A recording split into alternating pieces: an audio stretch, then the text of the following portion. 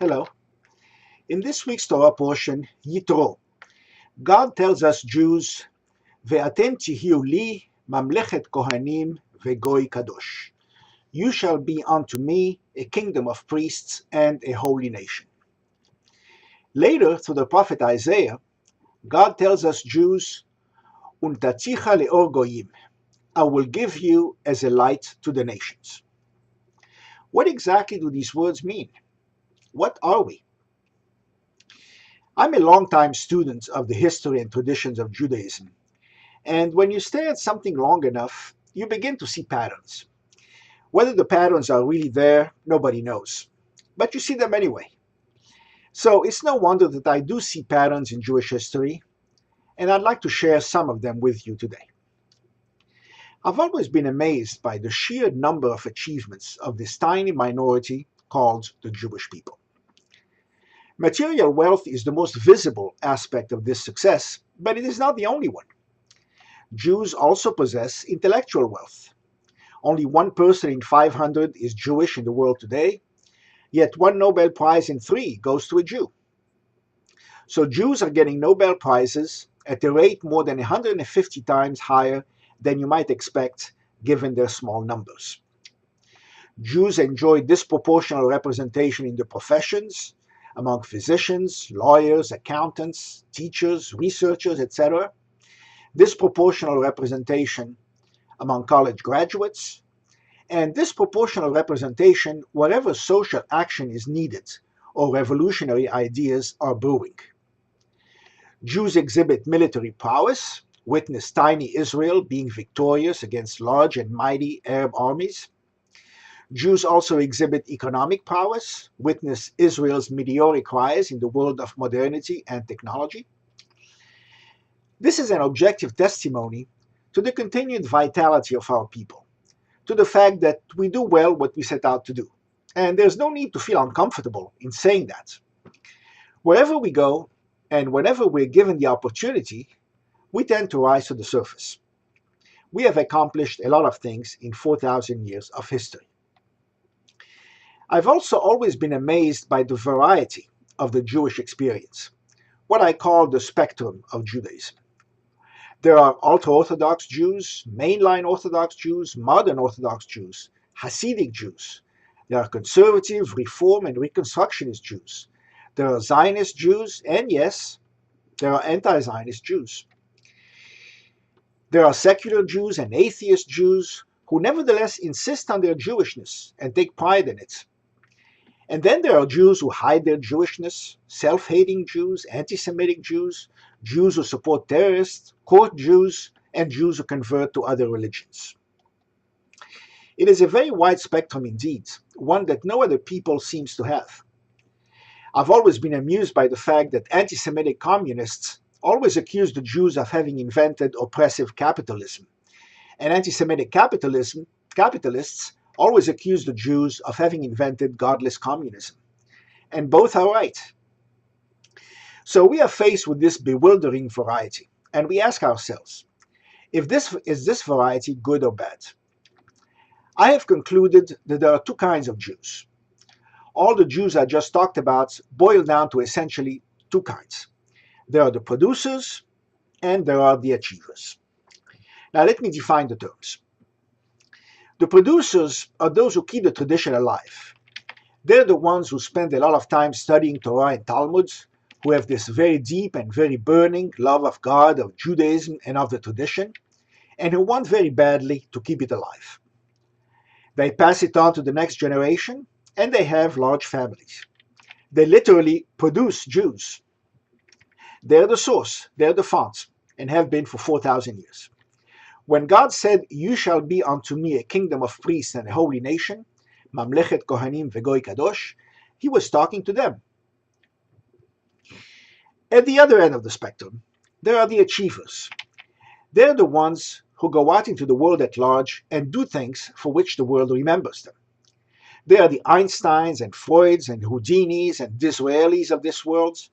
They're the Sandy Koufaxes and Steven Spielbergs and Leonard Bernsteins and Siegel and Schusters of this world. They're the Nobel Prize winners to whom I referred. They're the ones who most fulfilled the mission of the Jew to perform tikkun olam, the repair of the world, to be a light unto the nations. God was talking to them when he said that. God was talking to two different kinds of people. Now, the producers typically don't achieve in the sense of social action or scientific progress.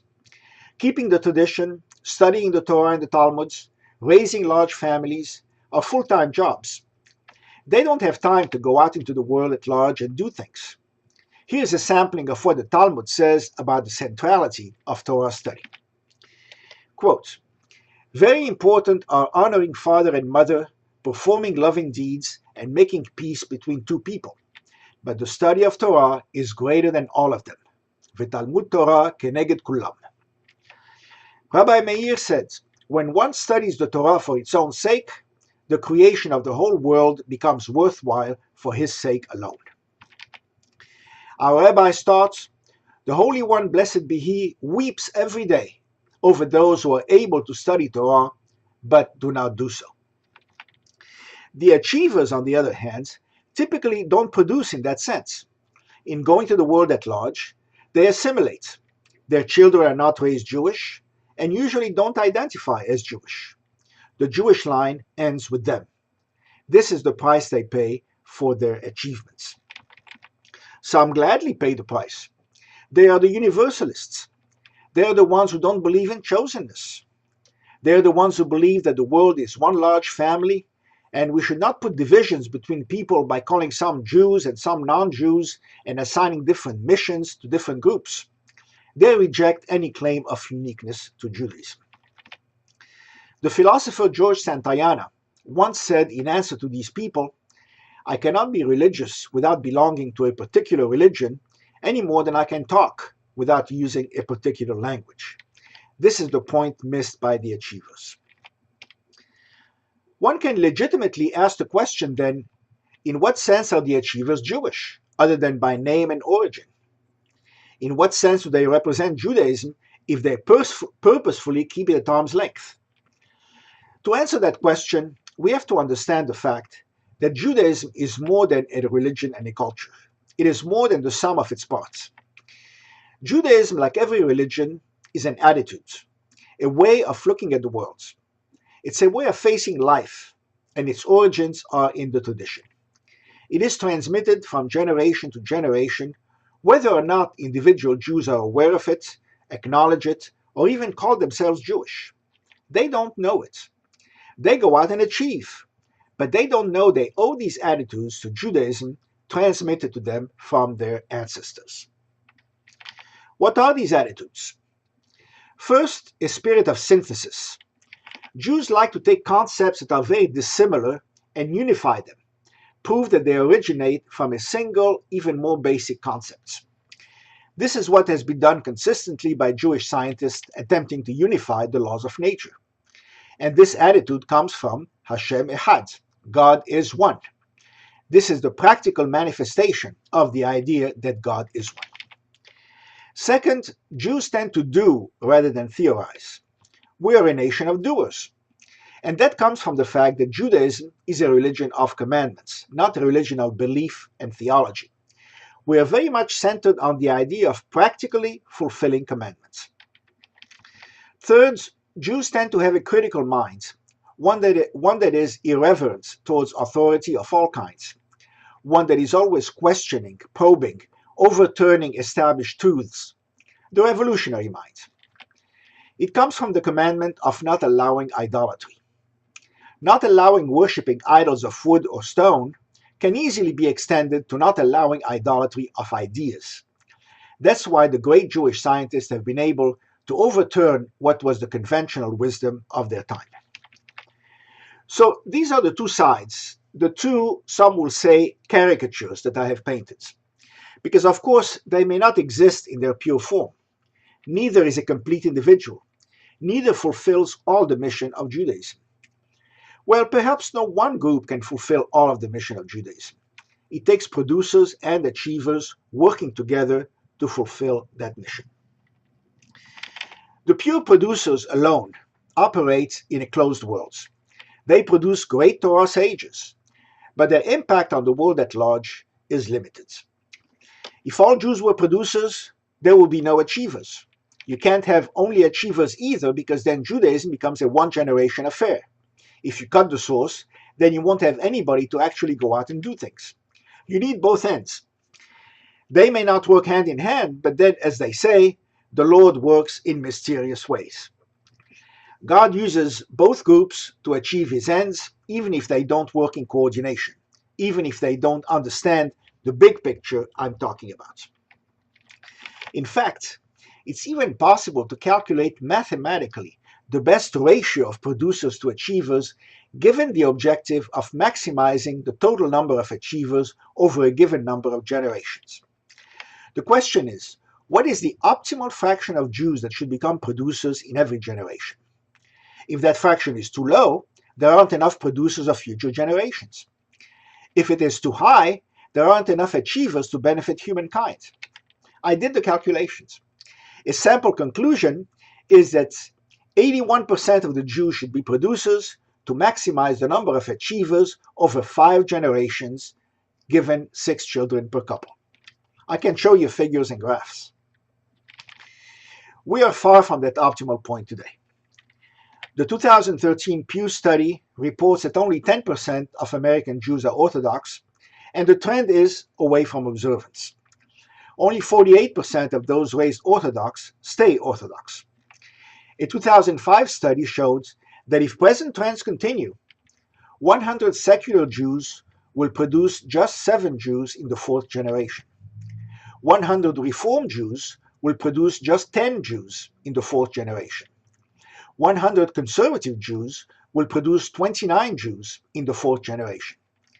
100 mainline Orthodox Jews will produce 434 Jews in the 4th generation, and 100 ultra-Orthodox Jews will produce 3,401 Jews in the 4th generation. Now, obviously, the question on everybody's mind is it possible to be both producers and achiever? Or is it a zero-sum game? The more you are of one, the less you are of the other. It is possible to argue that you have to find your place somewhere in between, to be part one and part the other, but you cannot be fully one and fully the other. The reason one could advance for this is that when you're very close to the tradition and accept it piecemeal, you lose the revolutionary mind, the ability to go out and completely overturn the established order in various fields of thinking.